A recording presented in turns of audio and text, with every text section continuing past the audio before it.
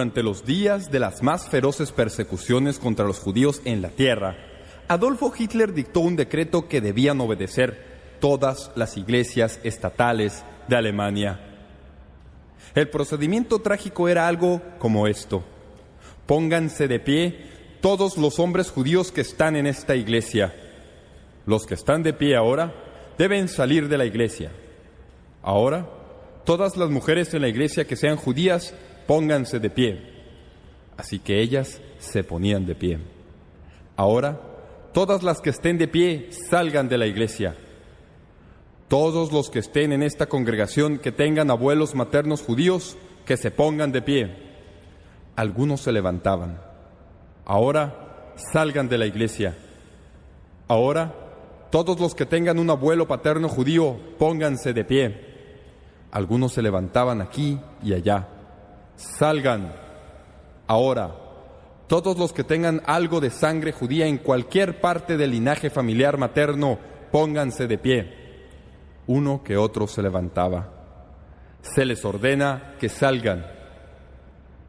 Alguien ha escrito que cuando se les ordenó que salieran, podríamos imaginarnos al Señor Jesucristo bajándose de un vitral muy alto por encima del altar, bajándose de la cruz, recorriendo todo el pasillo y saliendo de la iglesia, porque como ustedes ven, Él también era judío.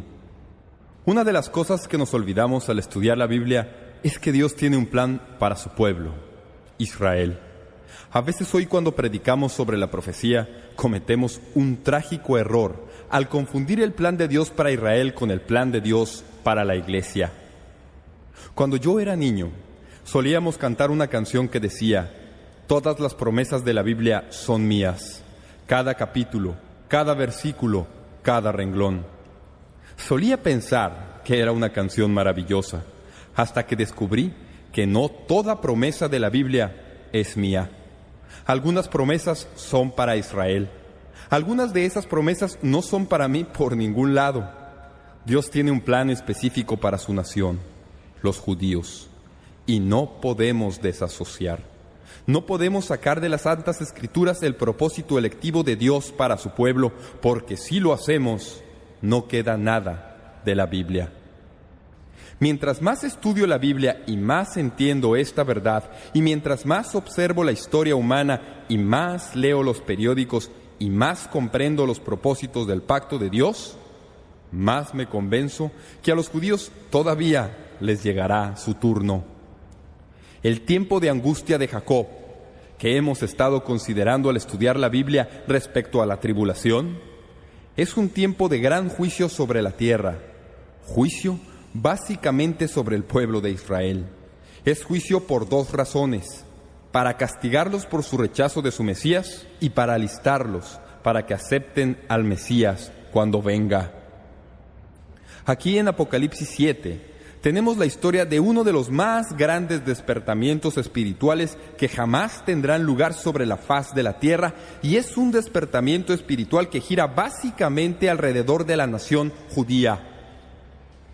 El escenario del despertamiento es importante. Lo que tenemos aquí es un capítulo entre paréntesis. Es preciso recordar que hemos terminado de hablar del sexto sello en un rollo sellado con 7 sellos. En mensajes pasados hemos examinado los primeros 6 sellos. También hablamos del sexto sello. Fue un sello devastador, catastrófico, que desata las convulsiones del mundo conforme el juicio de Dios cae sobre esta tierra. Al final del sexto sello, antes de que se abra el séptimo, hay un breve paréntesis.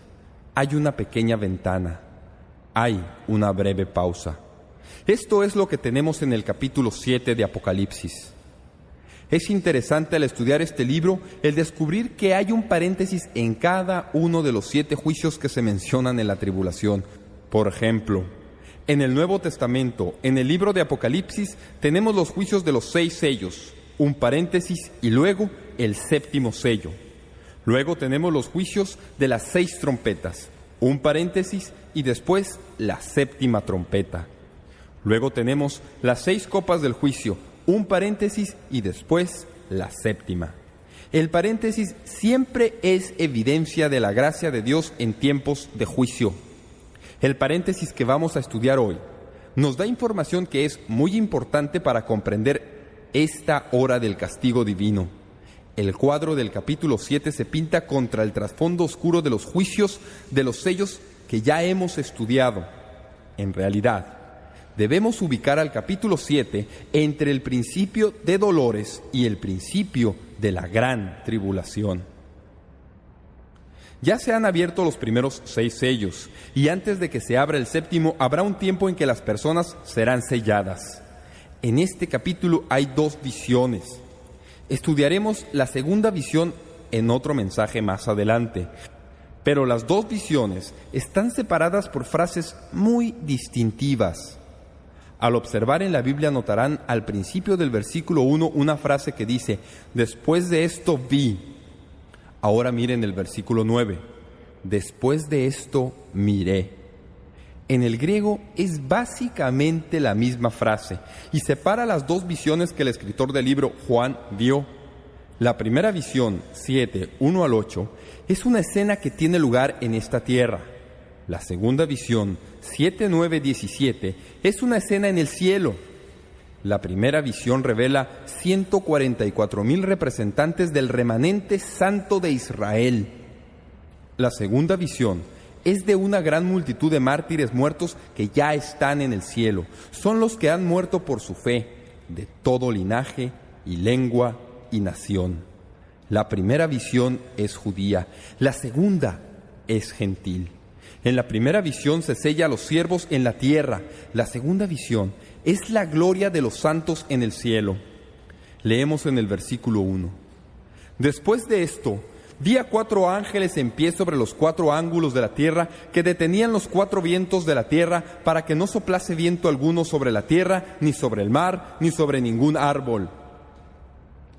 Al darnos Juan su primera visión, dice que vio a 4 ángeles estando en las 4 esquinas de la tierra. Su visión no es de una tierra cuadrada. Algunos han dicho que Juan no fue muy científico.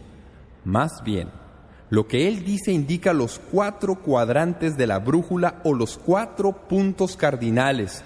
Así como el locutor que pronostica el tiempo diría que los vientos vienen del este, así Juan informa que se detiene a los vientos de todos los 4 puntos cardinales. En la Biblia, los vientos, estudiando la profecía, con frecuencia son agencias providenciales del juicio de Dios, enviados por Dios para ejecutar sus propósitos. Por supuesto, lo que este versículo está enseñando es que hasta que los siervos elegidos estén seguros, no se les permite a estos vientos que soplen.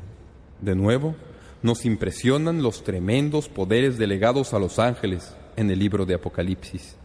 Aquí, literalmente los ángeles están conteniendo los 4 vientos que están a punto de soplar sobre la tierra. En segundo lugar, vemos a los siervos sellados del gran despertamiento. Leemos: vi también a otro ángel que subía de donde sale el sol, y tenía el sello del Dios vivo, y clamó a gran voz a los 4 ángeles a quienes se les había dado el poder de hacer daño a la tierra y al mar, diciendo: no hagáis daño a la tierra, ni al mar, ni a los árboles, hasta que hayamos sellado en sus frentes a los siervos de nuestro Dios. Aquí debo hacer una pausa por un momento y contestar la pregunta que surge en la mente cuando se lee esto con cuidado. ¿De qué está hablando cuando hablan de hacer daño a la tierra y al mar y a los árboles?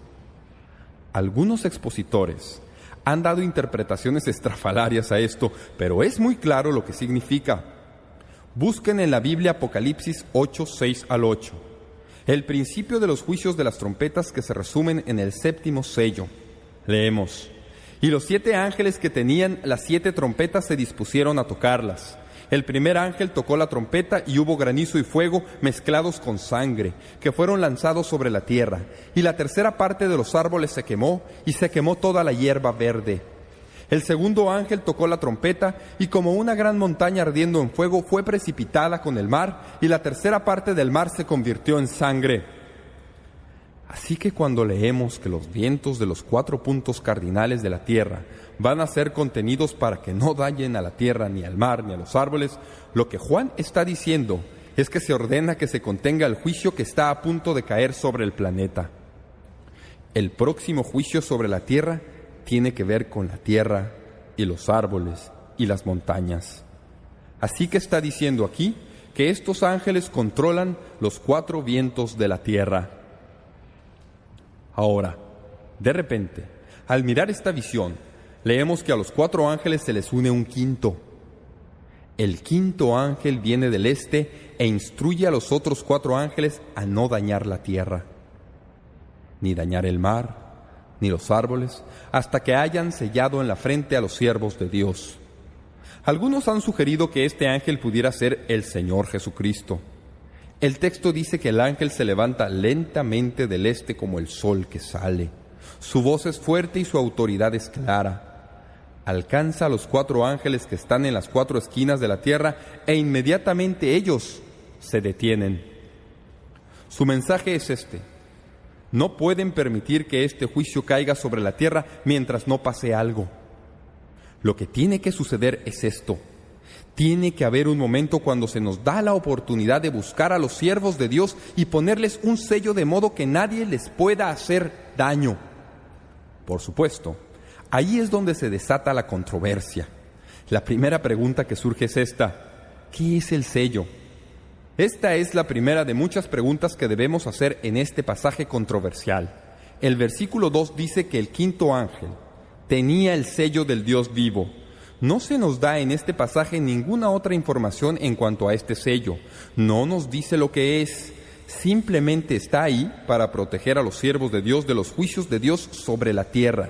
Pero esta no es la primera ocasión en que Dios ha sellado a algunos de su pueblo a fin de que no queden sujetos al juicio y a la tribulación. Cuando Dios envió el diluvio sobre la tierra, selló a Noé y a su familia, separándolos del resto de la raza humana, y el diluvio no les hizo daño. Cuando Dios destruyó a Jericó, selló a Rahab y a su familia mediante el cordón de grana. Dios le dijo a Abraham que libraría a Sodoma si se pudiera encontrar a 10 justos en la ciudad, y estaba hablando acerca de un potencial sello de protección del juicio de una ciudad. Aunque Elías no quería admitirlo, Dios ya había sellado a otros 7,000 profetas en su día que no habían doblado su rodilla ante Baal, cuando Elías pensaba que era el único. En toda la historia, Dios siempre ha sellado a individuos. De hecho, Dios selló al primogénito de todas las familias hebreas que fueron fieles al aplicar la sangre en los postes de las puertas en Egipto. Lo que quería decir era esto: Él los separó para protegerlos. También era una costumbre muy común en los días de Juan que los amos sellaran a sus esclavos. A menudo los sellaban en la frente o en la mano para indicar propiedad y para garantizar la protección de sus siervos por si alguien quería robárselos o maltratarlos. Eso era común en los días de Juan. También sabemos del sello del anticristo. En Apocalipsis 13 se nos habla de ese sello, el número 666. Que se colocará en la frente o en la mano de los que han jurado lealtad al falso Cristo. Según el libro de Apocalipsis, ese sello será necesario hasta para poder comprar comida. No se podrá comprar comida en el tiempo de la tribulación a menos que se tenga el sello del anticristo en la frente o en la mano. Con el tiempo, los que no estén dispuestos a dejarse marcar serán masacrados por haberse rehusado. En ese día, Satanás habrá sellado a sus seguidores. Aquí se nos dice que Dios va a sellar a sus seguidores. Por cierto, alguien me dijo que esto ya está teniendo lugar a fin de resolver el serio problema de cédulas de identidad robadas y los problemas que surgen cuando tratamos de identificarnos. Y que ya está teniendo lugar un estudio muy serio de implantes en las manos o en algún lugar en el brazo, con algún tipo de identificación que no se puede duplicar ni ser robada. Así que bien puede ser que en un futuro cercano, cuando uno va a comprar víveres, en lugar de mostrar una tarjeta de crédito, lo que hará es poner la mano debajo de un sensor cerca de la caja registradora y ese aparato dirá si uno es legítimo o no. Ya estamos en el camino para marcar a los individuos. La Biblia dice que Dios va a marcar a su pueblo. En Ezequiel 9:3-4, el profeta habló de un sello o de separación cuando escribió de un hombre con un tintero al que se le dio la orden de poner una señal en la frente, de los que aborrecen la iniquidad. En Apocalipsis 14 leemos de nuevo de los 144,000 y dice: Después miré, y he aquí el Cordero estaba en pie sobre el monte de Sión, y con él 144,000 que tenían el nombre de él y el de su Padre escrito en la frente. ¿Qué marca es esta? No lo sabemos. Antes de identificar a los individuos sellados, necesitamos añadir otro pensamiento. Este sello se va a colocar en estos individuos en el tiempo de la tribulación, sellándolos para la voluntad de Dios, no solo para que sea una marca externa, sino también como una etiqueta moral. Apocalipsis 14, que estudiaremos más adelante, habla de la moralidad de los 144,000, de lo buenos que son. Se describe a estas personas como siervos de Dios. No se han postrado ante el anticristo, sino que se han dedicado por completo y con toda sinceridad a Dios y son sellados. En el Nuevo Testamento, cuando Dios habla de ser sellado, según leemos en Juan 6:27, está hablando del Espíritu Santo que viene y capacita para hacer la obra poderosa que Dios le ha enviado a hacer. Tal vez el sello de Apocalipsis 7 no es otra cosa que el sello de Efesios 4:30. Tal vez es simplemente el Espíritu Santo. El profeta Joel parece coordinar los eventos de Apocalipsis con su propia profecía y habla de cómo en los días del fin va a haber un gran juicio y va a haber el derramamiento del Espíritu Santo. Bien puede ser que estos 144,000 que son sellados son sencillamente individuos que tienen una unción fresca del Espíritu de Dios en una especie de segundo Pentecostés, por así decirlo, y serán llenados y tendrán el poder y serán bautizados en el Espíritu Santo, y con ese poder llenándolos atravesarán la tribulación como evangelistas entusiastas por el Señor Jesucristo. Si un hombre tiene el sello de Dios, tiene el poder y la unción y la presencia del Espíritu Santo en su vida. Es difícil imaginar qué impacto pudieran tener sobre nuestro mundo 144,000 judíos llenos del Espíritu Santo. ¿Pueden imaginarse a 144,000 judíos que no sabían que el Mesías estaba aquí? De repente, descubren que su Mesías está aquí y se entusiasman. Y están llenos del Espíritu de Dios y con valentía salen y dan testimonio de la palabra y de la salvación en Cristo Jesús. Tal vez el sello sea su apariencia externa. ¿Cómo se puede decir si alguien está lleno del Espíritu?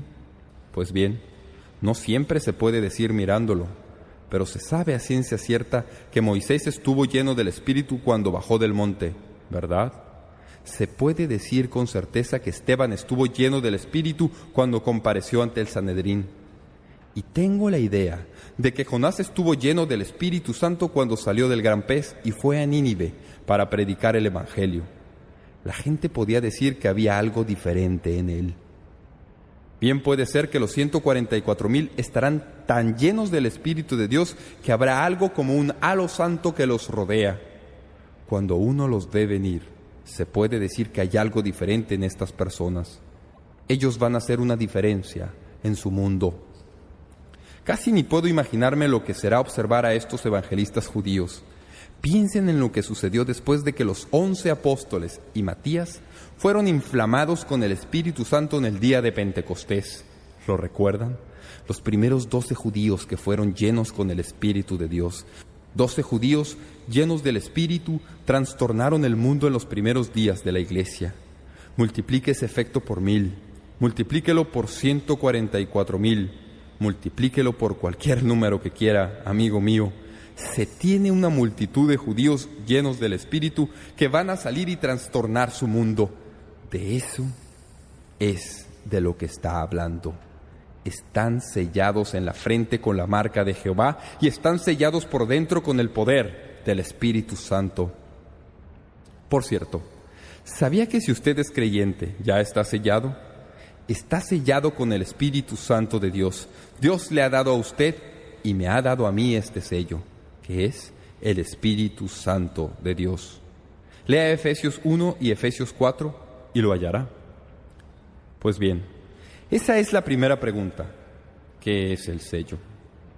Es la expresión externa de la lealtad al Padre y la investidura interna del Espíritu Santo.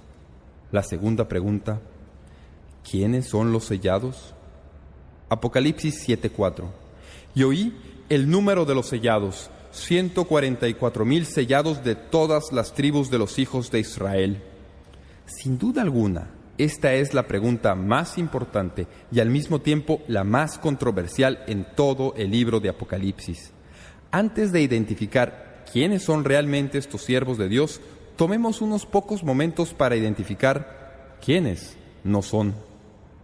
En primer lugar, no son la misma multitud que se menciona al fin de este capítulo.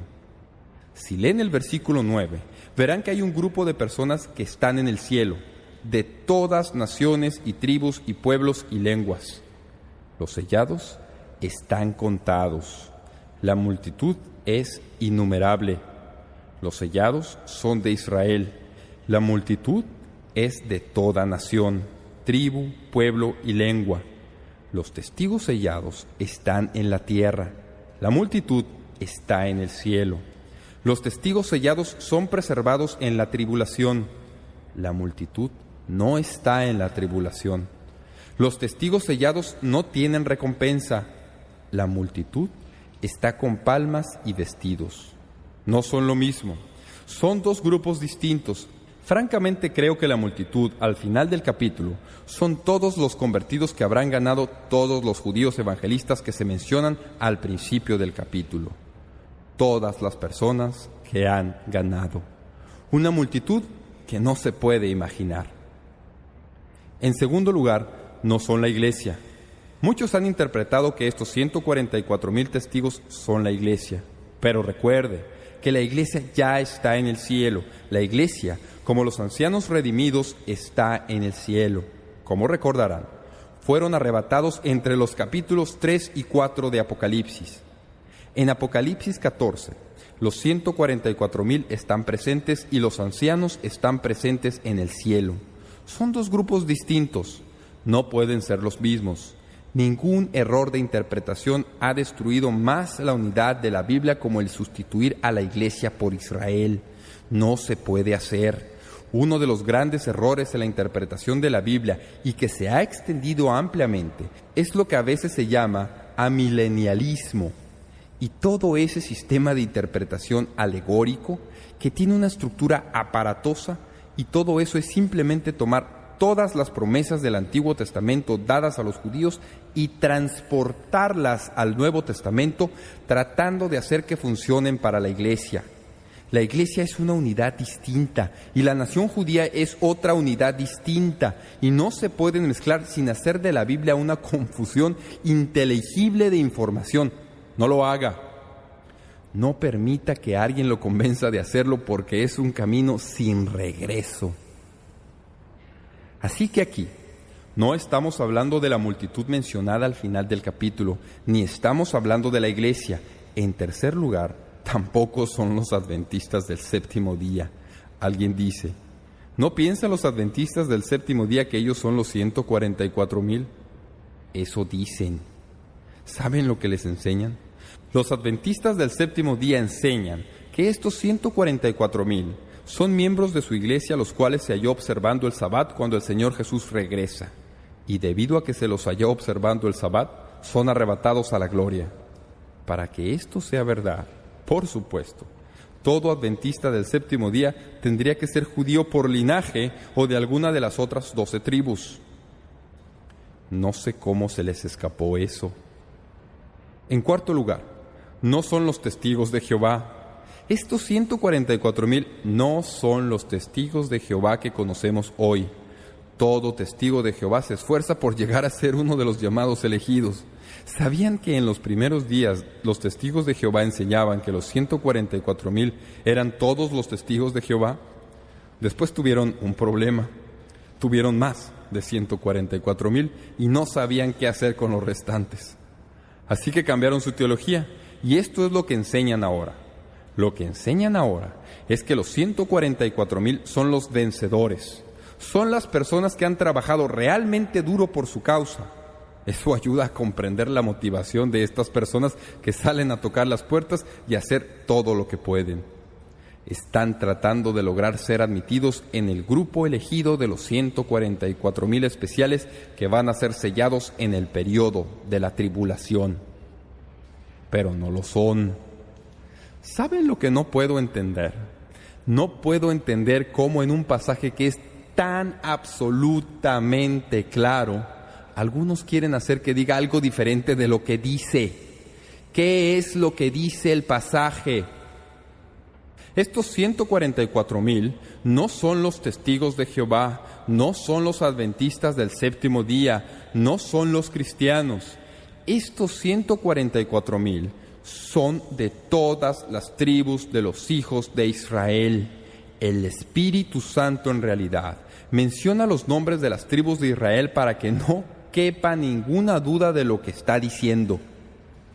Al leer este pasaje parece redundante. ¿De quién está hablando? ¿Está hablando de los judíos? ¿Cómo lo sabemos? Menciona a las tribus. ¿Cómo se puede encajar esto en el adventismo del séptimo día?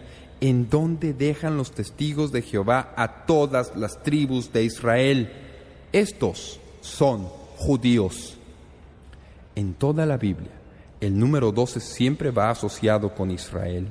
Por ejemplo, si usted viera a un sumo sacerdote judío hoy, él llevaría un pectoral en el cual habría 12 piedras preciosas que representan a las 12 tribus. En la mesa del pan de la proposición en el templo y en el tabernáculo había 12 panes sagrados que representaban a las 12 tribus de Israel. En la gran ciudad, la Nueva Jerusalén, hay 12 puertas. En cada una de estas puertas está escrito el nombre de una de las 12 tribus de Israel. Hay 12 puertas en la ciudad de Dios, representando a las 12 tribus. Me encanta Mateo 19:28, que dice que hay un día futuro cuando los 12 apóstoles se sentarán en 12 tronos juzgando a las 12 tribus de Israel. El número 12 siempre se refiere a Israel en su enumeración. La mención de las 12 tribus de Israel aquí en Apocalipsis refuta la idea de que las 12 tribus de Israel se han perdido. ¿Han oído eso alguna vez? No se puede tener a las 12 tribus de nuevo, se han perdido. Después de que fueron al cautiverio asirio, no se vuelve a oír de ellas. Todo lo que queda es el reino de Judá. Las tribus han desaparecido. Algunos han auspiciado una teoría, que es otra secta falsa que ha brotado de esta sección, de que los pueblos que hablan inglés son literalmente los judíos del mundo dispersados por todo el mundo que habla inglés. Se le llama el israelismo británico. La cuestión de la identidad de las tribus es tan significativa que en realidad, en los versículos 4 al 8 se nos dan los nombres de cada una de las 12 tribus. ¿Sabían que las 12 tribus de Israel se mencionan 29 veces en la Biblia? Si quieren un estudio realmente interesante, estudien las 29 listas de las 12 tribus, porque si piensan que todas son iguales, no lo son. Todavía no he resuelto eso. Estoy aprendiéndolo en estos días. Como ven, contando los 2 hijos de José como hijos de Jacob, recordarán lo que sucedió cuando José estuvo en Egipto y tuvo 2 hijos, Efraín y Manasés. De alguna manera, entonces, en la enumeración de las tribus, a Efraín y a Manasés se los cuenta entre los 12 hijos de Jacob. Así que en realidad se tienen 13 hijos. Pero en todas las listas que se dan en la Biblia solo se mencionan 12 nombres cada vez. Alguien siempre queda fuera. Esta lista que tenemos delante de nosotros es una lista extraña. Quisiera poder estudiarla y hablar de cada uno de los nombres, pero en lugar de mencionar a todas las tribus, quiero hablar por un par de minutos acerca de algunas excepciones en esta lista. Hay 4 de ellas. Excepción número 1. En este pasaje se menciona a Judá primero. ¿Hay algo de malo en eso? ¿Quién fue el primer hijo de Jacob? ¿Alguien recuerda? Rubén. Rubén debería ser el primero que se menciona, pero es a Judá a quien se menciona primero. ¿Cómo es eso? Rubén era el hijo mayor de Jacob y se le debería mencionar primero. Pero como recordarán, Rubén perdió su derecho a su primogenitura debido a su pecado con la concubina de su padre. Pueden leer eso en Primera de Crónicas 5, 1 al 2. Judá se menciona primero porque Jesucristo vino como el león de la tribu de Judá, como vemos en Génesis 49, 10. Excepción número 2. Al leer la lista verán que hay un hijo que falta. No consta en la lista. Uno de los hijos de Jacob no consta en la lista. No voy a pedirles que adivinen quién es, pero ¿alguien lo sabe? Dan. ¿Recuerdan a Dan? Se le menciona por primera vez en Génesis 36. Fue el hijo de Bilhá, la criada de Raquel. En Génesis 49, 17, Jacob se refiere a él como serpiente. ¿Recuerdan cuando Jacob bendijo a todos sus hijos? Como leemos en Génesis 49, llamó a Dan una serpiente. En Deuteronomio 33, 22 se le llama león.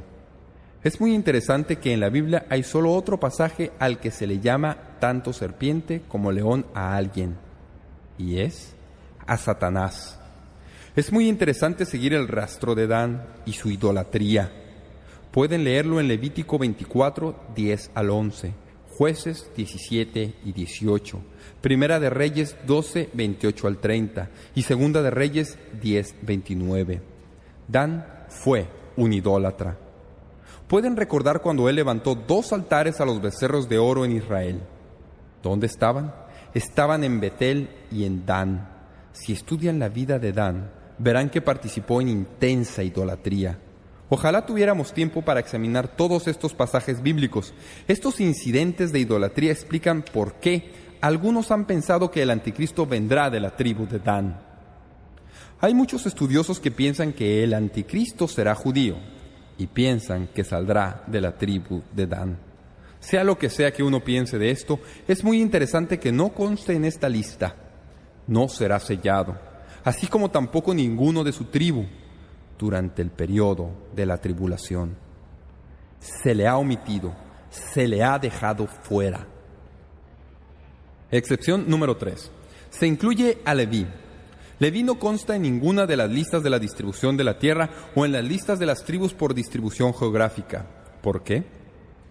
Porque a Leví nunca se le dio una porción en la tierra prometida. ¿Lo recuerdan? Él tuvo una porción en todas las porciones. Era el siervo de Dios y vivía de todos los demás. A donde quiera que fuera, tenía derecho. Los sacerdotes y los levitas no tenían un lugar propio. A Leví se le incluye en esta lista y eso es nada usual. Se le omite en casi todas las otras listas, pero se le incluye en esta. Por supuesto, si se entiende lo que tiene lugar en esta lista, se reconoce que esta es una lista de todas las personas asociadas al ministerio. ¿Cómo se les llama? Los siervos de Dios. Así que tiene mucho sentido que Leví, aunque se le deja fuera de muchas de las listas, se le incluye en esta. Porque lo que estas personas van a hacer es lo que Leví hace. Va a servir a Dios y a ministrar en ese tiempo en particular. La Biblia es exacta e increíble. Nunca comete ningún error. Incluye a las personas que deben ser incluidas y omite a los que deben ser dejados afuera. Excepción número 4. En la lista se omite a Efraín. Recuerden que entre las 12 tribus se incluye a ambos hijos de José, tanto a Manasés como a Efraín. Manasés consta en esta lista. Efraín es reemplazado por José. Eso es muy extraño. No tengo ninguna respuesta a eso, pero algunos han dicho que es para recordarnos que en los tiempos del fin, los hijos originales van a estar otra vez reunidos.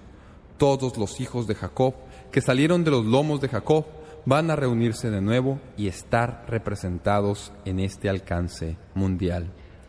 Ahora, la última pregunta: ¿por qué son sellados? ¿Por qué se les pone este sello? ¿Qué van a hacer? Hay 3 razones y son fáciles de recordar. En primer lugar, son sellados para protección. Zacarías 13, 8, 9. Y acontecerá en toda la tierra, dice Jehová, que las 2/3 partes serán cortadas en ella y se perderán, mas la tercera quedará en ella, y meteré en el fuego a la tercera parte y los fundiré como se funde la plata y los probaré como se prueba el oro. Él invocará mi nombre y yo lo oiré y diré, pueblo mío, y él dirá, Jehová es mi Dios. ¿Qué quiere decir esto? A 2/3 partes de los judíos los matarán durante el periodo de la tribulación. ¿Lo sabían? A 2/3 partes de la nación judía los matarán durante la tribulación. Es como lo que pasó cuando los 3 hebreos que fueron arrojados al horno de fuego. ¿Recuerdan a Sadoc, Mesac y Abed-nego? Fueron echados al horno de fuego. Fueron sellados con el fuego. Atravesaron el fuego, pero el fuego no les hizo daño. Así será en el periodo de la tribulación. Estos 144,000 atravesarán el fuego, pero el fuego no les hará ningún daño. No los dañará, no puede matarlos. Es más, busquen Apocalipsis 9:4. Este es un versículo muy interesante. Leemos. Y se les mandó que no dañasen a la hierba de la tierra, ni a cosa verde alguna, ni a ningún árbol, sino solamente a los hombres que no tuviesen el sello de Dios en sus frentes. En otras palabras, no pueden tocar a los que están sellados. Son intocables. Nada puede hacerles daño. Dios los protege. Pone un cerco alrededor de ellos de modo que nada pueda tocarlos. Tienen valentía y poder increíble nacido de esta verdad. Fueron sellados para el Dios viviente y nada puede tocarlos. Fueron sellados para protección. En segundo lugar, son sellados para poder. Como ya hemos aprendido, a estos judíos se les da poder para predicar evangelio a su mundo, y el resultado será un despertamiento espiritual inexplicable, explicable solo en términos del Espíritu Santo y su llenura. Si se lee la última parte de este capítulo en cuanto a la gran multitud, se descubre que son personas que son el resultado de estos grandes evangelistas predicando el Evangelio de Jesucristo. No solo judíos serán salvados, sino también gentiles y pueblos de toda nación. En este mundo y en esta generación son los gentiles los que llevan el Evangelio a los judíos, pero en ese tiempo los judíos serán los que llevarán el Evangelio a los gentiles. Estarán predicando a Jesucristo como nunca antes se lo había predicado. Son sellados por protección y por poder, y hay una tercera razón: son sellados por la promesa. Permítanme hacerles una pregunta. ¿Qué sucede inmediatamente después del periodo de la tribulación? ¿Qué es lo que sigue? Por supuesto sabemos que el Señor regresa e inmediatamente de eso, ¿qué viene? El reino, el milenio. ¿Qué es el reino? Jesucristo, el Rey de los judíos. No se puede tener reino sin judíos. ¿De dónde van a venir estos judíos? Van a ser sellados y protegidos durante los 7 años de tribulación, y al final de la tribulación, en número de 144,000, más todos los que hayan ganado y que no han sido masacrados como mártires, van a entrar en el reino para gobernar y reinar con Cristo y con nosotros. Conforme el reino se desarrolla y Jesucristo en realidad llega a ser el Rey sobre todo su pueblo. La Biblia dice que la primera vez que Jesús vino, a lo suyo vino. ¿Y qué es el resto? Y los suyos no le recibieron. Mas a todos los que le recibieron, a los que creen en su nombre, les dio potestad de ser hechos hijos de Dios. Pero cuando venga por segunda vez, al final de la tribulación, le recibirán. Esperarán que Él venga porque estos 144,000 ahora saben que Él es el Mesías. Verán al que traspasaron y se entusiasmarán porque Él viene para establecer su reino justo sobre esta tierra. Son sellados por protección y por poder y por promesa. Cumplirán las promesas del pacto dadas a Israel en el Antiguo Testamento. ¿Hay un reino literal? Ni dudarlo. ¿Lo hemos visto ya? No. ¿Es la Iglesia el reino? Absolutamente no. ¿Habrá un reino? Ni lo dude. Viene un día, después de la tribulación, y estos 144,000 serán los bloques de construcción de ese reino, junto con la Iglesia de Jesucristo. Usted y yo, cuando volvamos para reinar y gobernar. Este es el mensaje permanente de este capítulo, las lecciones más obvias de este capítulo sobre los evangelistas judíos. A mí me parece que el pensamiento más importante de este mensaje es este: incluso en el juicio, Dios es misericordioso. ¿Lo notaron? Aquí tenemos el juicio más aterrador en la historia del mundo, la tribulación. En medio de todo eso y al fin de eso, ¿qué tenemos? Tenemos un pequeño paréntesis de salvación. Esta es la clase de Dios que tenemos. Así que, permítanme volver a recalcar. Dios juzgó al mundo mediante un diluvio, pero ¿cuánto tiempo predicó salvación a este mundo antes de que el juicio cayera? En medio del juicio hubo un pequeño grupo de personas que creyó en Él, ilustrando que en medio del juicio hay misericordia. Dios juzgó a Sodoma, pero tuvo misericordia de Lot y su familia. Dios juzgó a Jericó, pero salvó a Rahab y a su familia. Pienso que la ilustración más grande del mundo es esta: Dios juzgó a su propio Hijo por nosotros. ¿Qué hacía Jesús en la cruz? Estaba pagando la pena de su pecado y el mío, que nosotros nos merecíamos y que Él no merecía. ¿Saben lo que sucedió en medio de ese juicio? El hombre que estaba crucificado al lado de Jesús le dijo: acuérdate de mí cuando vengas en tu reino. Y en medio del juicio, Dios tuvo misericordia. Esta es la clase de Dios que tenemos. Aunque se deja a Adán fuera de la lista de los evangelistas del periodo de la tribulación, cuando se lee Ezequiel 48 y se lee la lista de las personas que van a heredar el reino milenial, Dan consta en esa lista. Incluso en el juicio hay misericordia. Espero que esto le diga algo.